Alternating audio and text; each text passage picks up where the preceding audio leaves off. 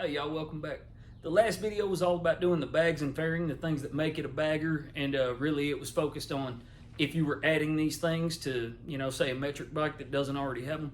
But this one is going to be about doing the tank and fenders. So a normal motorcycle, a Heritage or a Dyna or whatever, anything other than a big dresser. And I'm also going to do tires and 3-hole.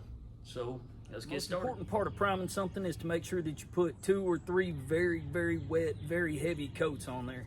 All the primer you can possibly use. Don't worry about runs, any of that. You're going to block it out, so none of that really matters.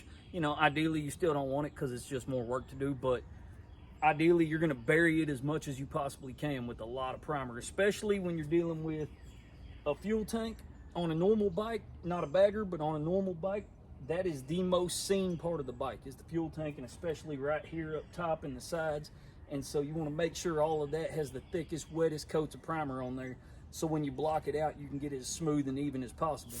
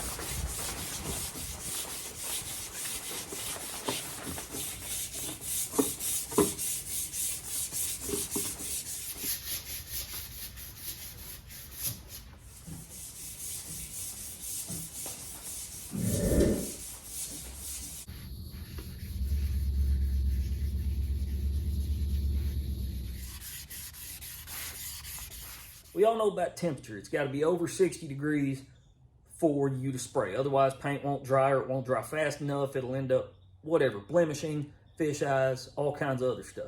You don't ever hear about humidity, okay? Humidity is a very important thing. Right now, it is rain season, and it is more extreme than most rain seasons have been in this section of Texas.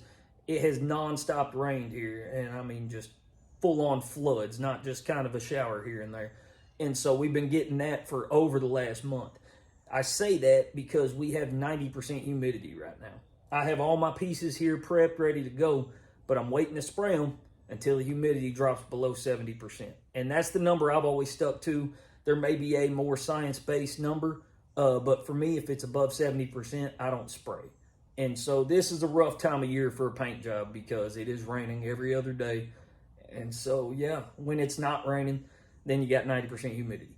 So I thought I'd bring that up just so y'all know, so you don't go spraying when there's literally water on surfaces and it affects your paint jobs.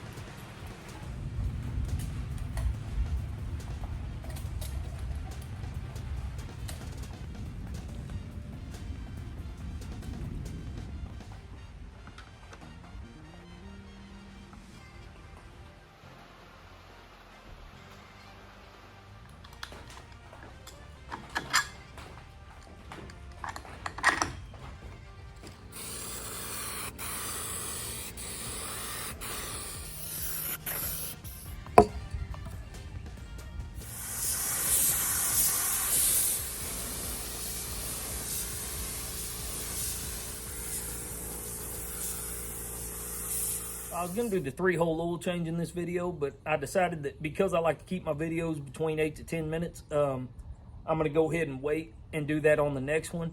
All that's left to be painted is the side covers and the torn pack, and then that's it as far as paint goes. I got the reassembly, I'm gonna do plugs, and then I'm gonna do the 3-hole oil change. So all that'll come on the next video. I appreciate y'all watching.